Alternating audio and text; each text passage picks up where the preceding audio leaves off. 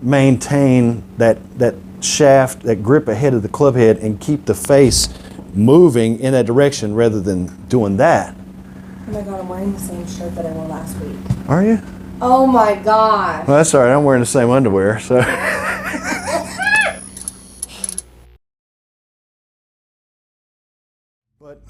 So I set up my station.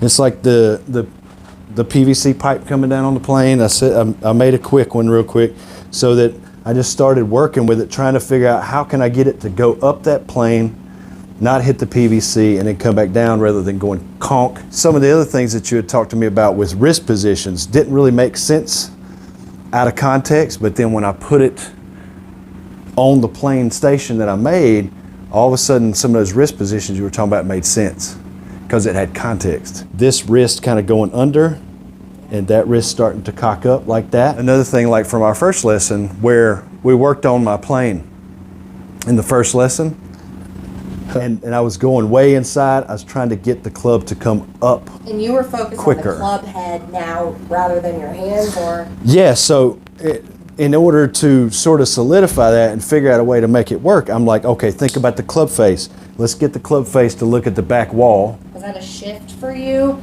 to visualize the path sparkler from the club head's perspective? I think so. Rather than the hand perspective? I think so. It does for me. You know, you're always demonstrating this move when you get to the top, and then you start the lower body and this hand always stays back.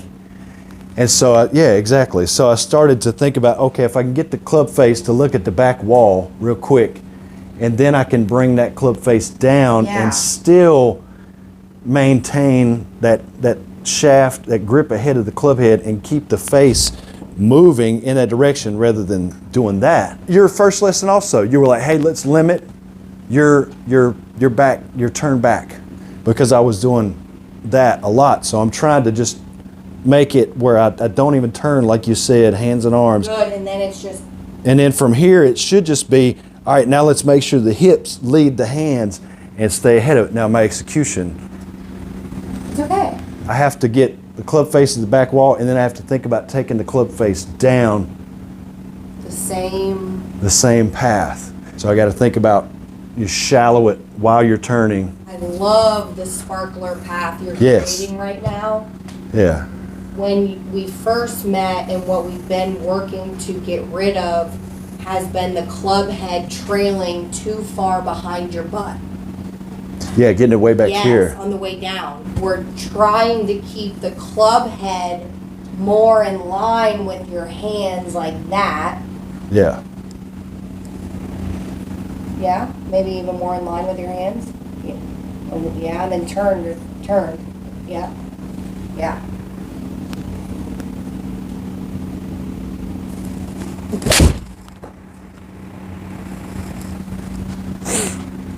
8-iron, by the way.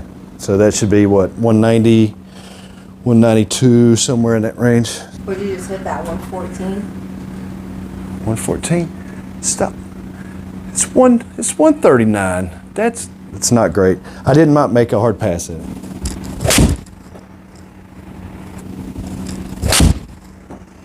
That's what I'm not doing. I'm not adding the element of lift. That's what I forgot. All right, you told me that.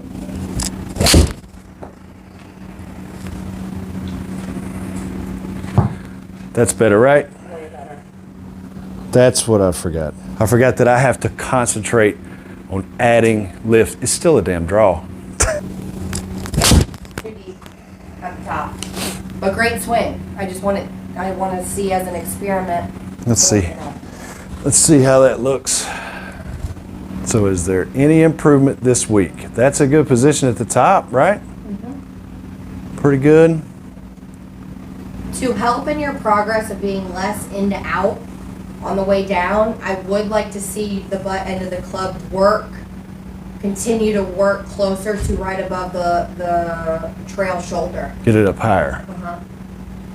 Okay. But it is good. And then on the way down, see how the club's not dropping below the swing plane? It's not. My face is open though. No, it's okay. But it's on it. It's on it. It's not way down here like it was. It drops a little bit here. Right That's at the what end. we're working on. It drops right at the end. continuing to keep your swing pad very neutral. So I need maybe to not only lift, but then in the downswing, I need to get the body turning more because I'm still coming in the impact right there. I should be a little bit open at that point, and I'm pretty square. Yeah. Still. Staying closed a little too long. Yeah.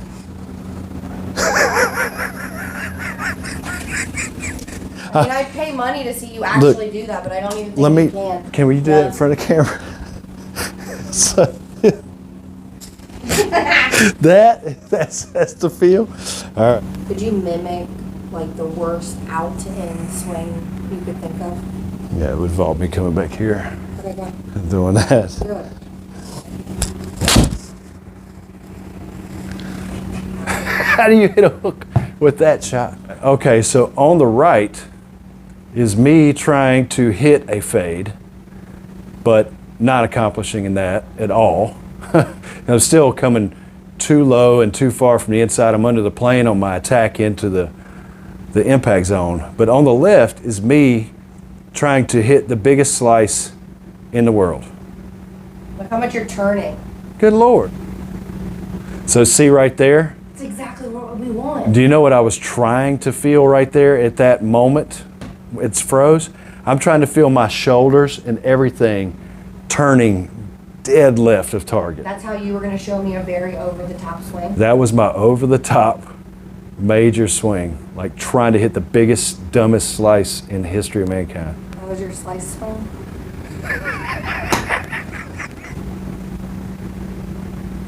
Does that say Cartier? Man, it's like coming down my right forearm. All that stuff that they show on the pro videos where it's coming down your right forearm like that. Way better. All right, that's enough of the warm-up. We're working on the plane and trying to continue that. We're gonna take my existing driver, which is the Srixon ZX5 with a regular flex shaft, which Jessica tells me is not the shaft for me, and I get way too much spin. We're gonna compare it to a Rogue Triple Diamond LS set at 9 degrees with an extra stiff shaft, which nobody would choose for me. However, got a secret suspicion that this is gonna be an experiment that will yield some results. So we're gonna hit a couple of drivers, my old driver. We're gonna take some numbers, backspin numbers, ball speed numbers, and total distance. We'll see what's what with that, and then we'll hit some with the Rogue. Can I ask you a question? Sure. Why did you go with this initially? This driver. I was fitted for this driver. I did not have high swing speeds at the time then either. It's not like I had a bunch of clubhead speed and I lost it. I just never have. I tested a bunch of different drivers. I tested the Stealth 2. I tested the Titleist and all that stuff. This one was forgiving and it had more distance.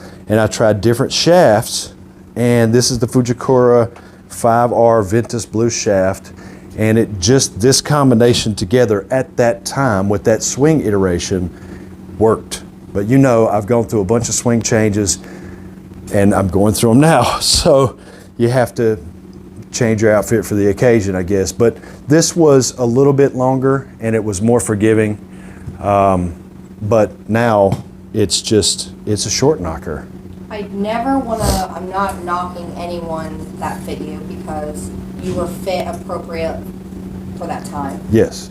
But one of the most important numbers to notice, even if somebody was going to go get fit at Golf Galaxy or somewhere. Yeah. It's really good knowledge for just a golfer, an average golfer, to glance over at the big screen or the computer and look at the backspin number and to make sure that the range of the driver they're fitting or hitting or going to buy stays between about 1800 and 2500. If that spin number, the backspin number, is not in that range, it's still not a good fit.